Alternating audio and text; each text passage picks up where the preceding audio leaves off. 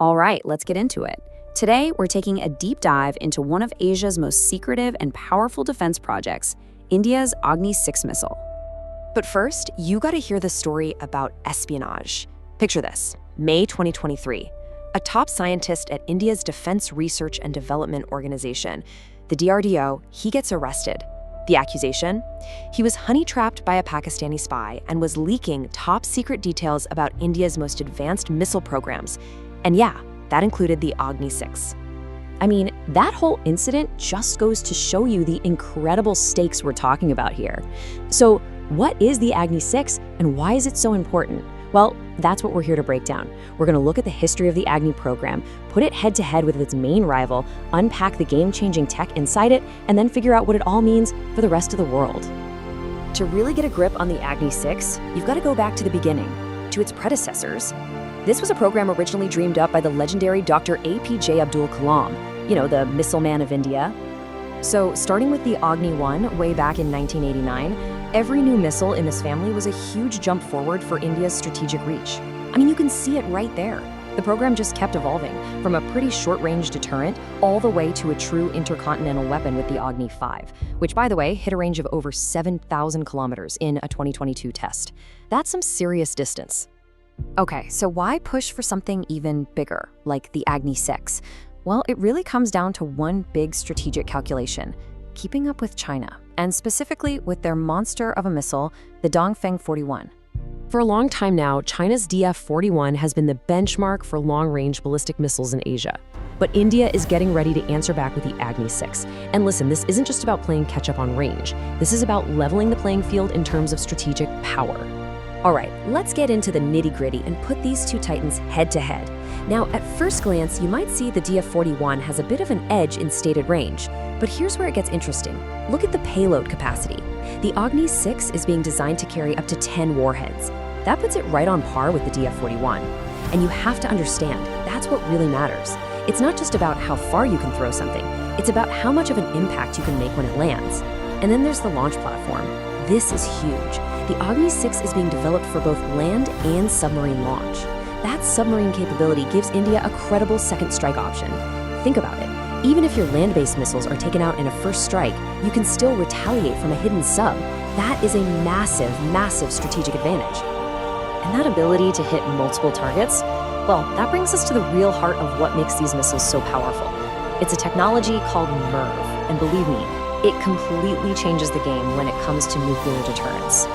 So, what is a MIRV? It stands for Multiple Independently Targetable Re-Entry Vehicle. That's a mouthful, right? But what it means is pretty simple. You can pack several warheads onto a single missile, and each one can be aimed at a completely different target. So instead of one missile, one target, you've got one missile hitting multiple cities or military sites at the same time. You can see how that makes it almost impossible to defend against. And this is how it works. The missile blasts off into space. Then the main rocket falls away and releases what they call a bus. This bus is smart. It maneuvers around and starts releasing its payload, multiple warheads, and maybe even some decoys to confuse defenses. Each of those warheads then follows its own pre-programmed path to its own specific target. It's this 1-2 punch that multiplies the destructive power and is literally designed to overwhelm any anti-missile system you can throw at it. And the number for Agni-VI? 10. It's reportedly designed to carry up to 10 nuclear or thermonuclear warheads. That's what we call a force multiplier. It totally transforms India's strategic arsenal and makes any potential enemy think very, very carefully before considering a first strike. So, what does all this high-tech hardware actually mean for the world? Well, a missile with this kind of range and a MIRV payload doesn't just add a new weapon to the inventory. It completely redraws the geopolitical map for India. With a projected range of over 12,000 kilometers, the entire strategic picture just shifts. Suddenly, India can cover every inch of China. It can hold targets at risk across Europe, and yes, it can even reach the mainland United States. Now, let's be clear, this isn't about threatening the US, it's about changing the conversation. It elevates India from a regional player to a global nuclear peer. That capability, especially when you imagine it launched from a submarine hiding deep in the southern Indian Ocean, gives India a rock-solid retaliatory punch against anyone, anywhere. And this kind of capability, it doesn't just make your adversaries nervous. It makes your friends and neutral countries sit up and take notice. It really changes how everyone sees India's place in the world. You see this kind of sentiment reported from European and American diplomats. While the Agni-V was powerful, its range meant it wasn't really a concern for most of the West.